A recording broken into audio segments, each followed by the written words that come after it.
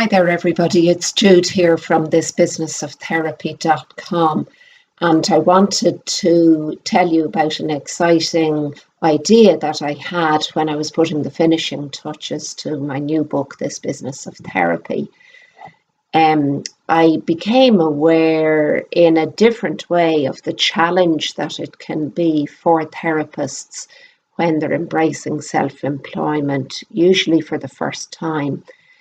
Not that I wasn't already aware that it was challenging, I was, but I guess it came home to me in a different way.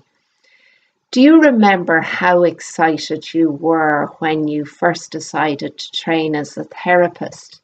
Do you remember how you had that feeling of really wanting to help people in a special way? Maybe you were thinking of people who had shared some of your own difficult experiences or whose stories touched you, and you longed to offer them some support so that they wouldn't have to suffer as long or as hard as you did. Do you remember the first time you had an inkling that you might be really good at this work?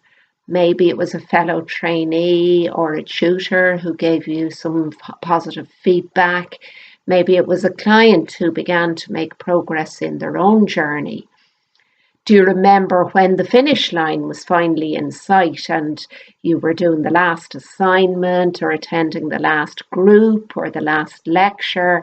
You had your last placement hour clocked up, and then you got that magical piece of news that you were finally going to qualify. I imagine you were like me, exhausted and spent, anticipating that finally you could take a well-deserved rest. And then that realization landed for me. If I was going to work at this profession, I had to go out and find clients. And in that moment, I became aware that despite 4 years of training and learning, none of it had equipped me to earn a living at this work. It was a very, very tough moment. I had convinced myself that once I reached the finish line, once I had that magical certificate in my hand, it would all come together. But I realized I was only starting. I'd given up my well-paying, pensionable job to finish my training, and I'd used up all my savings in the process. It was a scary time that continued for the first couple of years until I finally got the hang of being self-employed again after nearly 20 years of working within an organisation. An organisation, I might add, where there were an army of people to support me in doing my job. My message here is a simple one. Creating a practice doesn't happen by accident.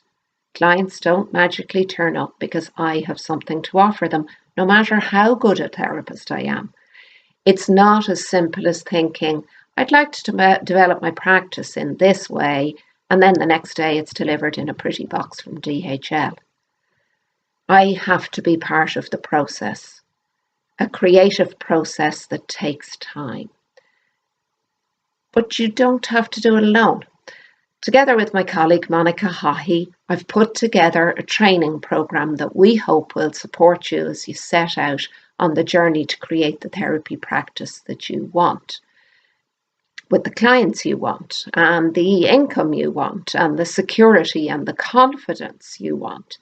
Whether you're starting from scratch or already established and looking to change it up, we'll guide you through the process with the information, the skills, and the emotional support to help you make your vision a reality. We'd love you to join us. Are you interested? Click here if you'd like more details on the link below, and contact one of us if you have any particular questions you'd like to ask us about this exciting series of workshops. It's a 6-day practice development workshop series, and we're starting in March 2017, and it's going to be great fun, and I hope you'll join us there.